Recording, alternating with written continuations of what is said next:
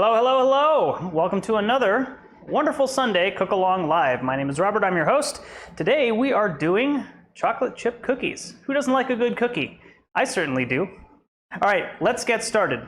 First, we are going to get our mixer going. So I've got one of these paddle attachments for the mixer. This is probably what you should be using. You can use a regular whisk if you'd like. I think this actually just does a better job when you're working with cookies. Doesn't overmix and works just enough air into the mixture that you should be good. Get your butter ready. Hopefully you've had this out for about an hour before so that it's nice and soft.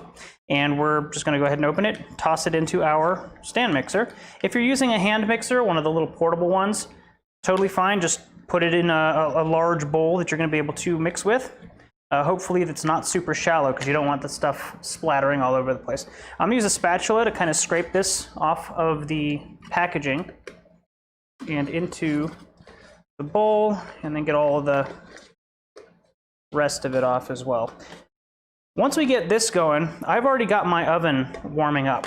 So get your oven preheated to 375 Fahrenheit.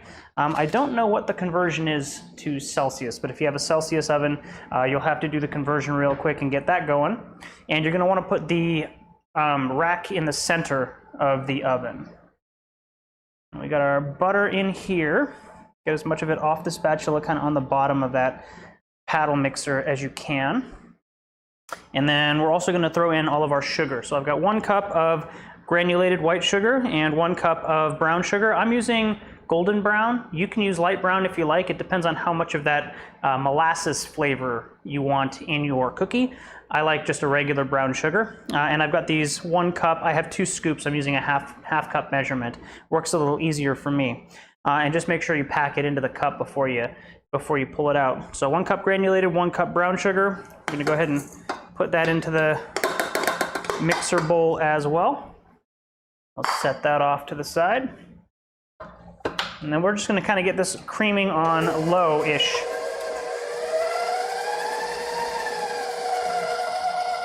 And then once you're sure it's not going to splatter sugar all over your kitchen, you can kind of kick it up to around a low medium or maybe just a regular medium and let that go. While that's going, grab a second bowl, large bowl like this. We're going to get our 3 cups of flour into the bowl. And then we're going to add all of the rest of our dry ingredients. So our teaspoon, or half teaspoon, not sure what the measurement was of salt, half teaspoon of baking powder, and teaspoon of baking soda. We'll get those all kind of incorporated there.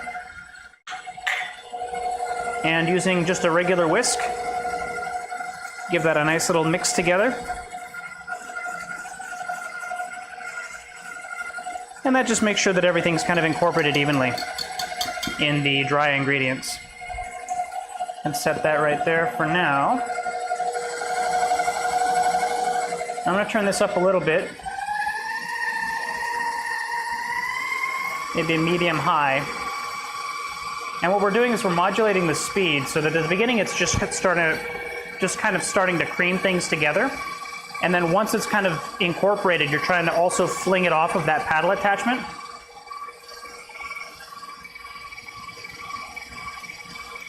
Hey, Salt Lake, awesome. Good to see you, Dad. How's it going?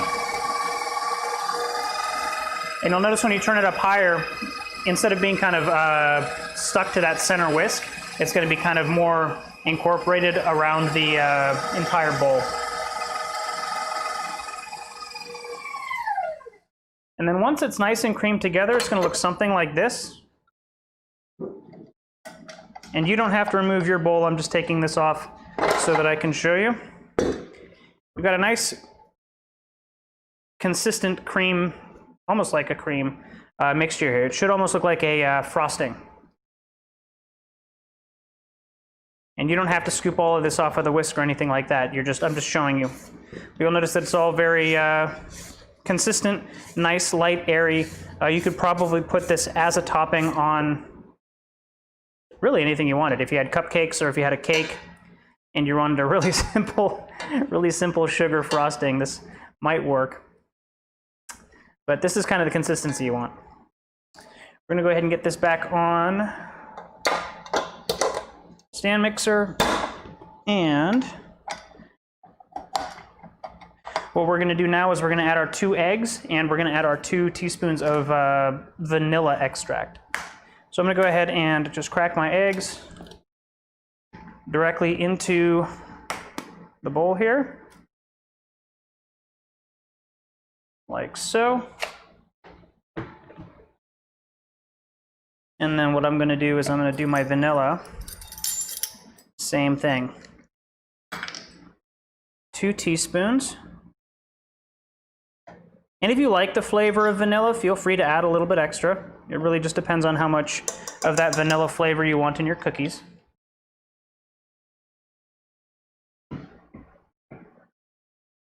There we are. We're going to take this and we're going to mix it again, just kind of on like a medium-low or a low to start, just to kind of get things incorporated, and then we'll kick it up a notch and really get this kind of incorporated and mixed together.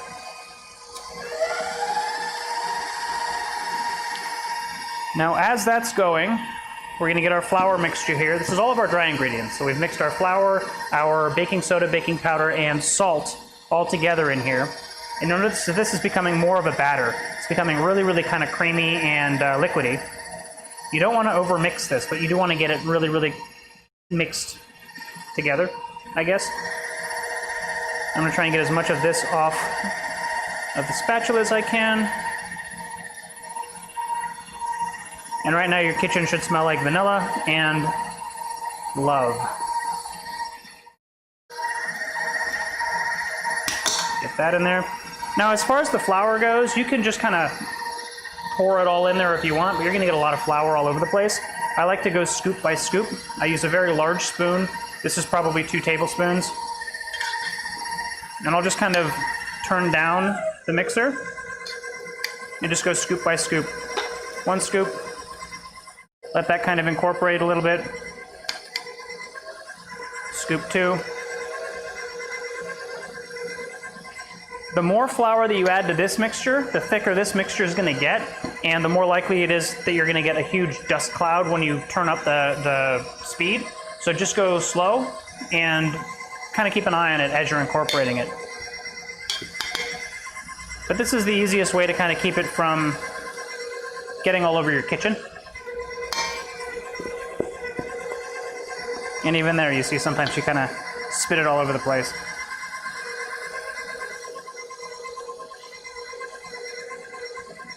So again, if you haven't already, get your oven preheated to 375 and put the oven rack right in the middle. I don't know what 375 Fahrenheit is in Celsius. You'll probably have to do that conversion yourself. But that's what we're going to be baking at.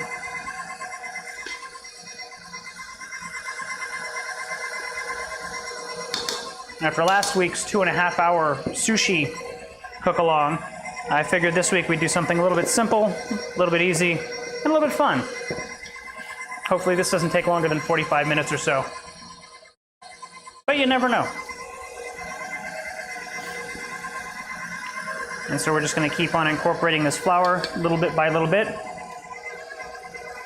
And again, I like to keep this on low while I'm doing this portion of it. And that's because the faster you go, the thicker the batter gets in there, the more likely it is that the paddle is just going to basically puff all of the flour up into the air and just get your kitchen all dirty. We could always turn the speed up a little bit later. And also kind of keep an eye on the sides. If you need to, you can stop this, scoop things down with your spatula, and then turn it back on so that it continues to mix. How's everybody else's week been going? You guys been having a pretty good one? I know my dad and my stepmom are off in Utah at the moment,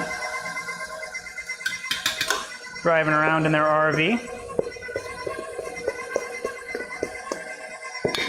I had a pretty productive week. Good times in the real estate industry. A lot of fun. Training people on how to use some of the new software and getting excited for a new release that's coming up about middle-ish of next month. And then the fun thing about that is then I get to start training on some of the new stuff, which is always good. A lot of really, really cool, highly requested features. And then yesterday I got to hang out at my mom's place, kind of float around in the pool. It was 109 here in California. And then this morning we were treated to some pretty epic thunderstorms, which we don't generally get on the West Coast. When I was living in Georgia, we would get them quite a bit, so it really reminded me of that. Although in Georgia, they would usually start around 3:30 or 4 in the afternoon, and then they'd be over by about 6-ish in the afternoon. It was usually like an hour, 2-hour storm.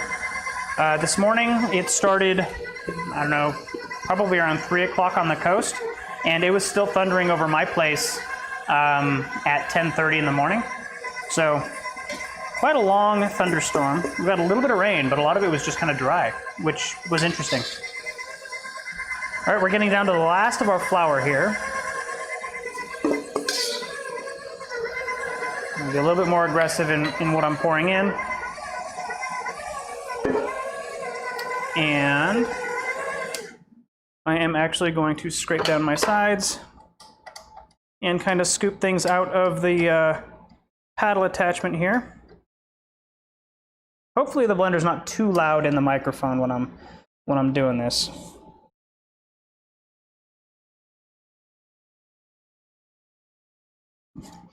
And by blender, I mean mixer. Just kind of get everything scraped down into the middle of the bowl down here. Scrape off as much from the spatula as you can, just using the paddle attachment as kind of a flat surface to scrape on. Doesn't have to be perfect. And then we'll get this going again. Actually, before I do that, I'm just going to go ahead and get the last of our dry ingredients in there. And we'll go. Now that that's going, I got a little bit of flour here left on the spoon.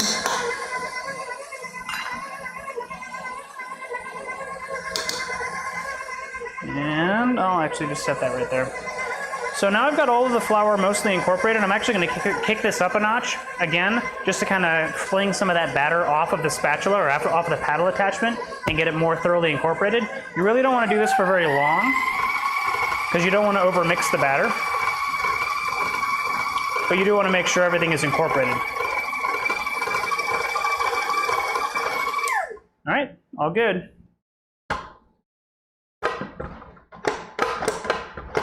Let me get this paddle off first, I guess. Come on, paddle, work with me. Here, let me lower the bowl first, that might help. All right. There we go, and you'll notice that the batter is really dry and thick, and that's perfect. That's exactly what you want. You don't really want it sticking to your paddle attachment. You'll notice that mine is kind of just dripping off as I scrape it. It's really not gooey. And it's not, like if I wanted to, I could scrape all of the cookie dough off of the paddle, but then I wouldn't have anything to eat myself. So I'm gonna leave some for while we're waiting on the first batch to get baked in the oven. Now I'm not advocating that you eat cookie dough. You know, it does have raw eggs in it, and there is a chance that you can get some salmonella poisoning from that. But I'm also not going to stop you from eating cookie dough. Although you should check with your doctor to make sure that it's okay first. All right, cool. Now that that's out of the way, our dough looks good. Again, you should be able to kind of pick it up. It shouldn't stick to your hand. It should be almost like an oily kind of Play-Doh or sand, like wet sand, which is great. It's not sticking to the spatula very much. You got a little bit, but not too bad. And now we get to add our chocolate chips. So I'm using Ghirardelli. You can really use whatever brand you find to be your favorite. Nestle Toll House, of course, is classic. And if you want, you can use Bittersweet. You can use semi-sweet. You can use regular milk chocolate chips. Totally up to you. I like Bittersweet. They give a little bit of that tang as well as the chocolate flavor. So they're not too sweet, not too bitter. And I add half of them first and just kind of give them a nice little mix through.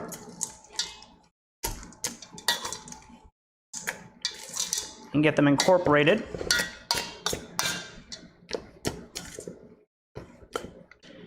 Like so.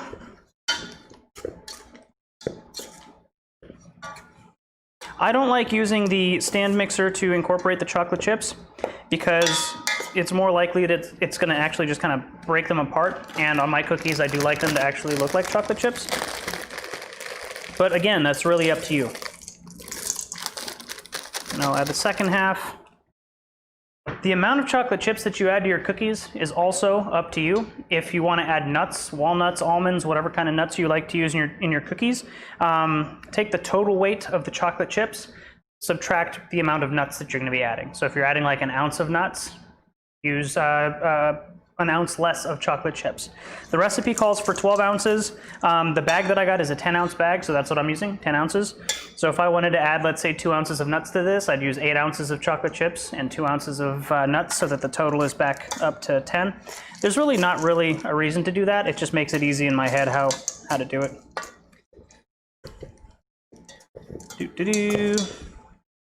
I'll go ahead and get this all incorporated.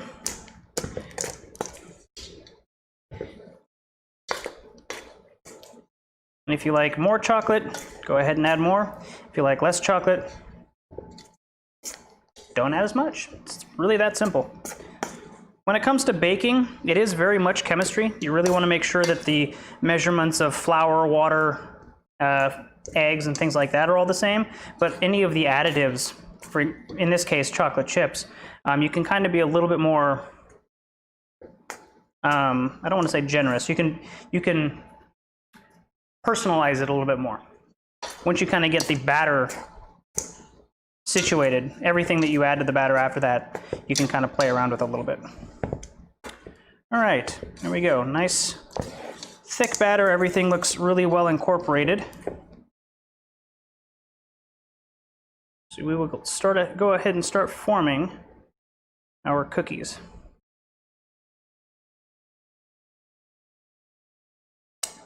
Now, one thing that I've seen people do that you can totally do if that's something that you want to do, these are all kind of medium-sized chocolate chips. I mean, they're not tiny, but they're not huge.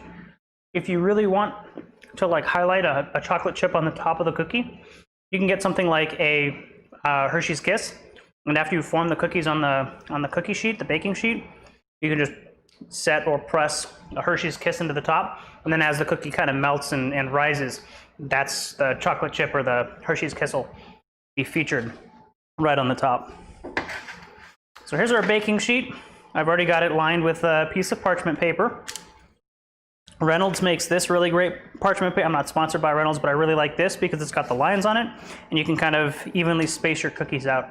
I usually do about 9 cookies to a sheet, give them plenty of space in between, and gives them enough area to kind of grow so that they don't melt into each other or bake into each other. I use a 1-ounce cookie scoop. This is the same one that we did in the falafel video.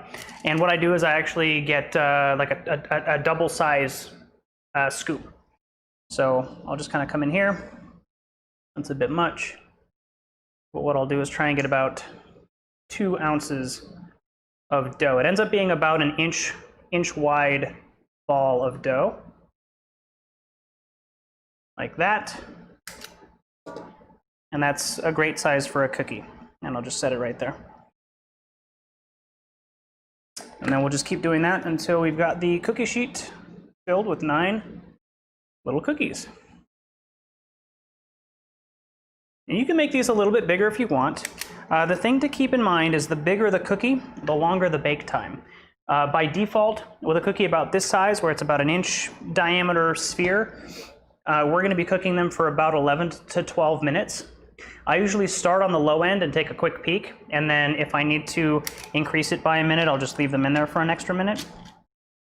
The other thing that's going to affect your cooking time is altitude. So if you are in a higher area, for example, if you're in Salt Lake City like my dad and stepmom, you'll want to cook them for about another minute or 2, just to make sure that they get cooked all the way through. The air is less dense up there, which means that heat transfer is a little bit different. So take a look as you're baking. Just keep an eye on them. There we go. Now the great thing about this particular recipe is that we don't have to refrigerate it. This is ready to go and bake like immediately. You could totally refrigerate it if you want. I would again Add a minute or two if you're going to pull them out of the fridge and get them baking. You can also freeze this cookie dough, and then if you want to cook from frozen, just put them in the oven while it's preheating, the first batch, and then leave it out at room temperature while the first batch cooks. It should thaw out pretty well. There we go. Just make sure these guys are spaced well.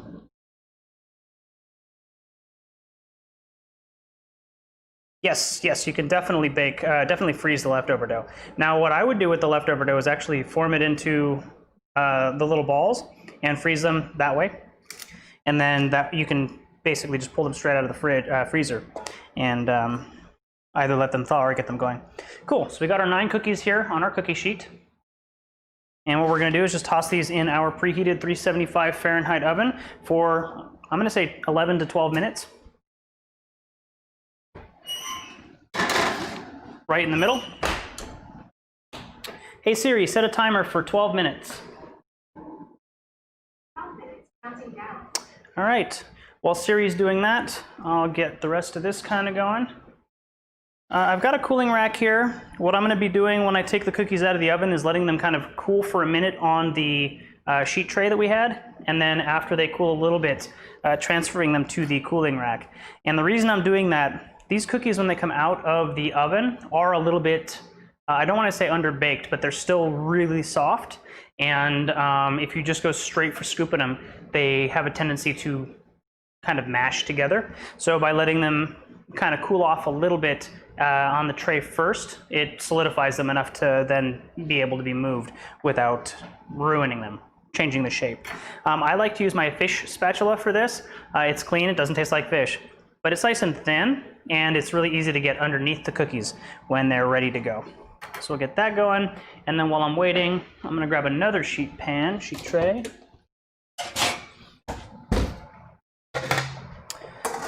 And I'm just gonna start forming my next set of cookies, and I can transfer them to the other one when it comes out of the oven. Or if you have another sheet tray that's the same size as the one that you're using, you can just start preparing your second cookie sheet.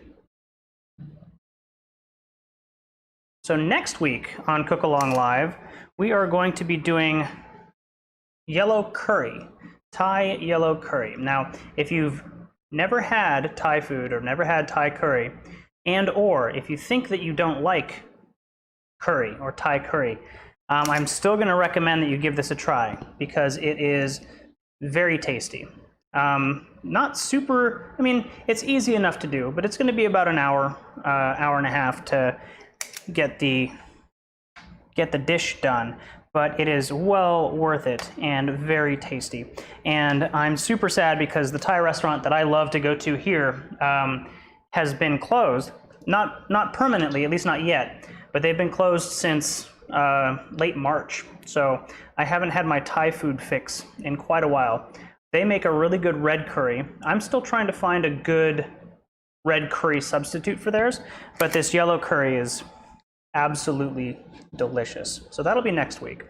So get ready for that. I've also got to try and figure out where to find some of the ingredients, or at least explain where to find them for some places that don't have diverse shopping available. So we'll see. We'll see what comes of that. Hopefully I'll have an ingredients list for you here on either tomorrow or Tuesday this week, so that you guys will have a little bit of time to kind of go out and see if you can find what we need. So at this point, again, I'm just forming these to get the forming over with. I'm going to be baking these on the same tray that I'm using right now. So I'll just transfer them. Right now I'm just kind of scooping them out, getting them formed, and ready to go.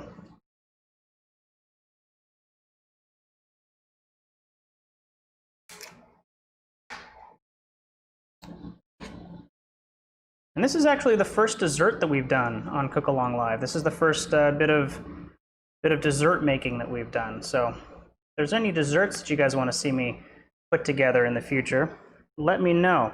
Again, I'm trying to kind of find things that are about an hour, hour and a half long, and don't require a bunch of steps along the way, like a bunch of sit around and wait steps, if you will. For example, if we were going to be putting together something like a beef Wellington, we would start it in the morning, and we wouldn't be done and actually cooking it until well into the evening, and there's several periods where we're waiting a couple of hours. I would like to not have to do something like that, or at least I would like to not have to do that until I can figure out a way to make that work in this kind of a format, this kind of a presentation.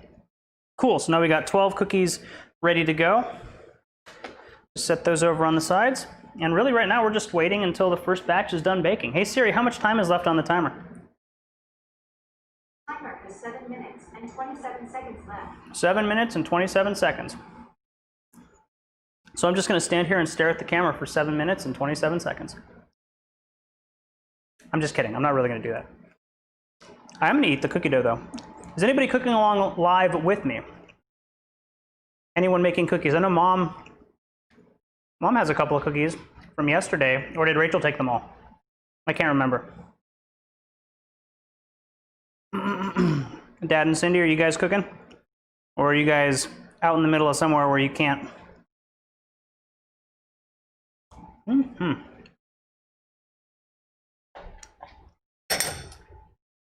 Now another set of cookies that I've made, not on a cook-along live, but that I really like, are snickerdoodles.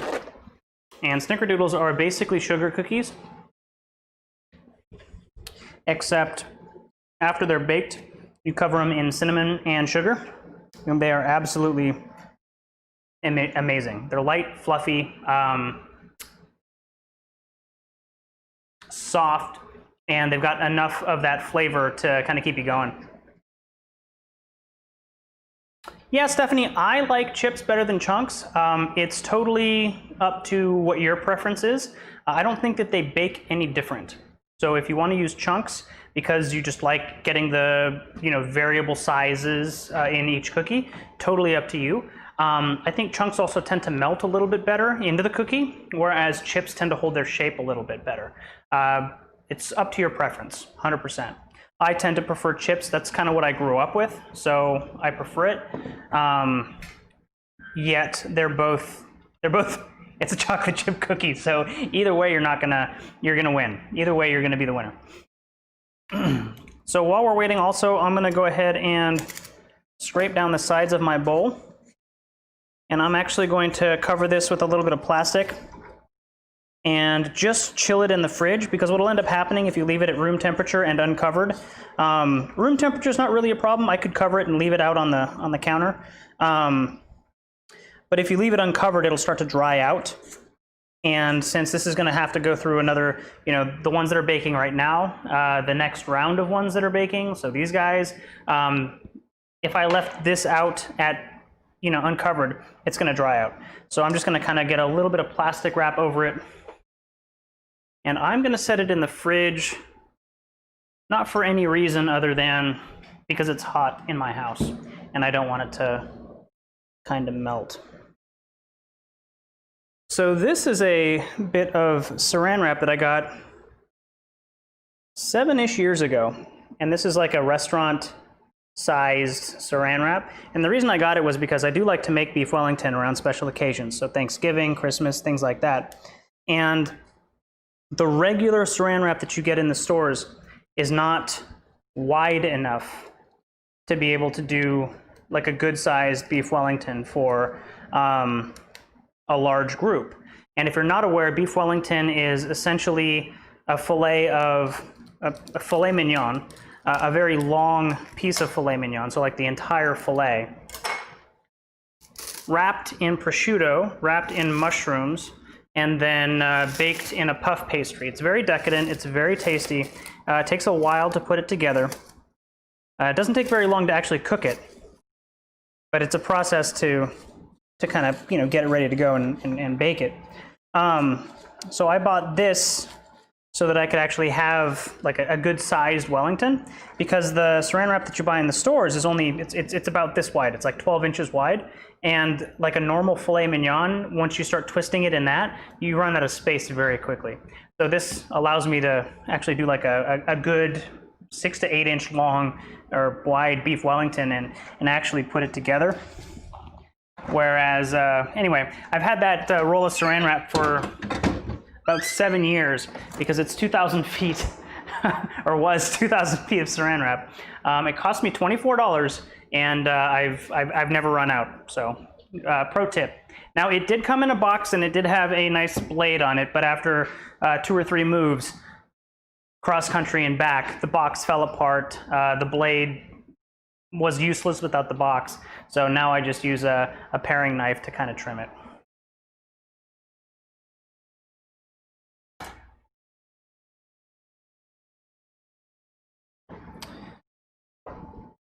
You guys done anything that's been interesting cooking-wise? Have you guys tried anything as exotic as a beef Wellington? What's your favorite thing to cook? Most complicated thing, maybe, if you want to go that route. For me, beef Wellington was definitely a treat.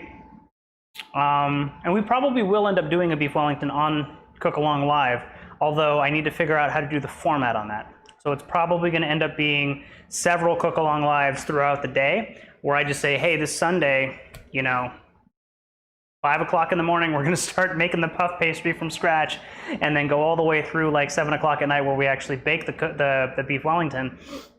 And but that's still, I got to figure out the logistics on that and see what makes sense. Hey Siri, how much time is left on the timer? The timer has 1 minute and 33 seconds left. All right, so we got a minute and a half left on this. Next week we're doing Thai curry. Like I said, we're going to probably be doing a chicken yellow curry, and with just white rice. So if you have a rice cooker, it's going to be super easy. Just toss the rice in the rice cooker, get it going. By the time the rice is cooked, the yellow curry should be ready, and you'll be good to eat. Not sure what we're going to be doing the week after that, but if you guys have any suggestions or are looking for something specific, let me know.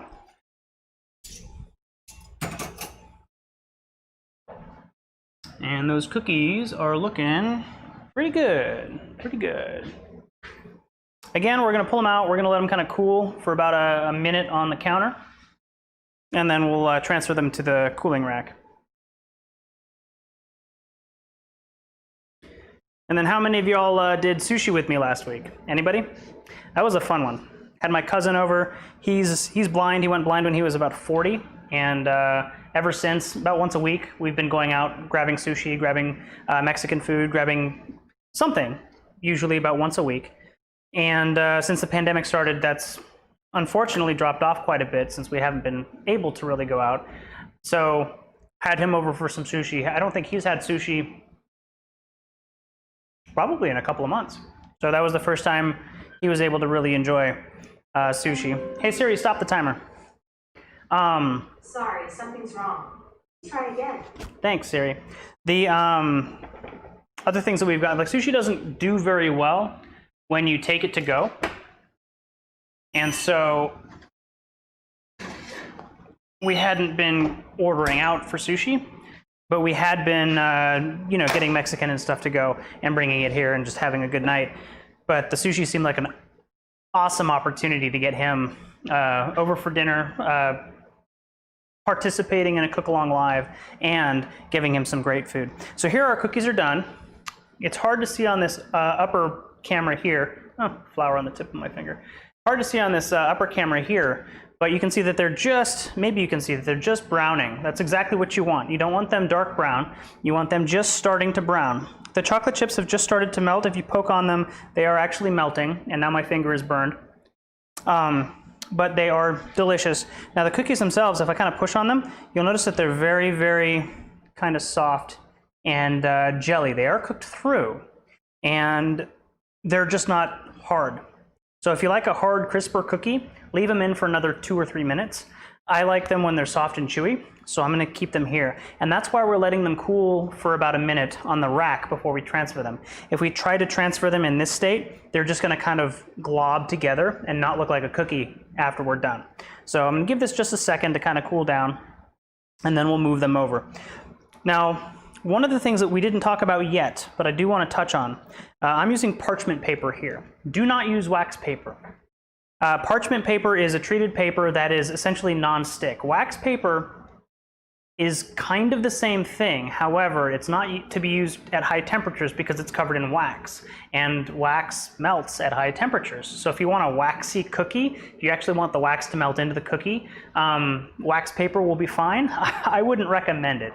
I've had a couple of mishaps with that, and I'm sure that everybody watching probably already knows that, but just in case you didn't, that's why you'll see people recommending using silicone silpats, the silicone mats, or parchment paper, because they both are similar. And we can reuse this sheet of parchment paper for the entire batch of cookies. So I'm just gonna scrape the cookies off, slide them onto the cooling rack, set out my next set of cookies on the same piece of parchment paper, and toss them right back in the oven. So give these just another minute. They are kind of solidifying a little bit better.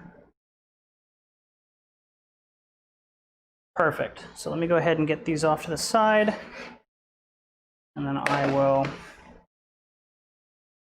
use a finger. Don't touch the pan because it's hot, but I'm going to put it like right on the, I guess you can't see it because it's behind the chat. So let me see if I can move this just to demo it. We'll take like a finger, put it just on kind of like the corner of the cookie, and then just slide right under, and you should be perfect. Now, I'm going to flip this cookie over. See, the bottom is nice and brown. Cookie is totally cooked through, although it is very soft. So we're going to let that sit, and we're just going to do that with the rest of the cookies. Get these guys off of the baking sheet and onto the cooling rack. Again, if you have multiple cookie trays, cookie sheets, baking sheets, you're more than welcome to just, kind of tee them up, have the one tray ready to go, and then just swap them. Totally up to you. Then you can actually let the cookies cool on the tray if you want. By the time the second tray is just about done baking, you can transfer them from this to a platter or a plate or something like that. In my case, I only have the one baking sheet that I like using, and so I'll just kind of tee up my next batch and then just go one at a time. There we go. Now again, we've got all of these guys kind of prepped and ready to go. So I'm just going to very quickly put them on the tray. Now if you feel like you can fit more than the 9 cookies that we're using on a tray, it's totally up to you. I just like making sure that they're not going to melt together, or I guess flatten out and start touching, because then it just becomes awkward trying to separate them. They start looking kind of funny. This way you get the nice circles and they all look like individual cookies. Very cool.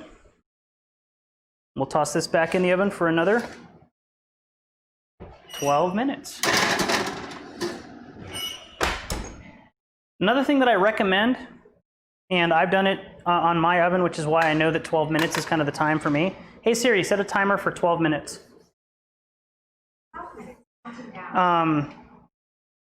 If you find that 12 minutes is too much, and maybe you set the next timer for 11, and that turns out to be perfect, just make a note of it. If you have a recipe card, or if you're keeping notes of all of the things that you're cooking, just put that down, and then just use that all the time. Because with this oven, in this area, the air temperature is the same, generally the same, the humidity is generally the same all the time. It's going to yield you perfect results every time. So as long as you don't change the oven, or you don't go from here to Tahoe or Utah or somewhere where the elevation is significantly different, it should always yield you the same results. Apart from that, now you just kind of let these cool for 5-10 minutes, and then you can serve. So again, this is supposed to be a real quick cook along, considering last week was about 2.5 hours. This week looks like it's been about half an hour, which is great. You can definitely go ahead and take care of the rest of your cookies on your own time. And yeah, Cindy, you can definitely keep the cookies on the parchment paper and move them all at once to the cooling rack. Totally up to you. Again, if you have multiple cookie sheets, you can fill one up, toss it in the oven, fill the second one up, and then just swap them, and then let the first one cool down all the way, move them to a cooling rack, move them to a plate, whatever you would like. I only have the one cookie sheet that I really like. I have a couple of other ones, but they're thinner, and what ends up happening is I get really weird cooking patterns on it, so I don't actually use those. This one works. I need to get a couple of other ones of this brand because I know that they'll cook similarly. But yeah, apart from that, cookies are good. This is what they'll look like. Nice toasted bottom, which is great. Barely kind of cooked top. I don't want to say barely cooked. Barely browned top, I guess is a good way to put it. And they're nice and soft. So when you break them apart, you're not going to get that crunch. For me, I don't like the crunch. I like soft cookies. Chewy cookies are comforting for me. They are cooked all the way through. And they are a tasty way to end a day. All right, everybody. I hope you guys have a fantastic rest of your Sunday. I know this was a quick cook-along live, but I did want to get something out today, and I didn't want to take another 2.5 hours of your time on a Sunday afternoon. Next week, we'll be doing Thai curry, Thai yellow curry. Look for the recipe and ingredient, well, not the recipe, but look for the ingredients list either tomorrow or on Tuesday. And thank you so much, Samantha, for the $3. I might be putting together a Patreon, and Patreon is kind of like a voluntary donation or voluntary subscription thing for the cook-along lives. That way, if you guys are interested in seeing particular recipes, I can actually put polls on there, and I can kind of offset some of my costs, because this isn't free for me to do 2 batches of everything every week. Although it's not bad, I get to eat a lot of really good food. However, that might be a great way to show your support, and also just kind of help me put on some more fun cook-along lives. Anyway, any other questions with this? If not, have a wonderful rest of your week. I'll see you next week for another awesome cook-along live, Thai yellow curry on Sunday, and we'll see you then. Have a wonderful day, everybody. Bye.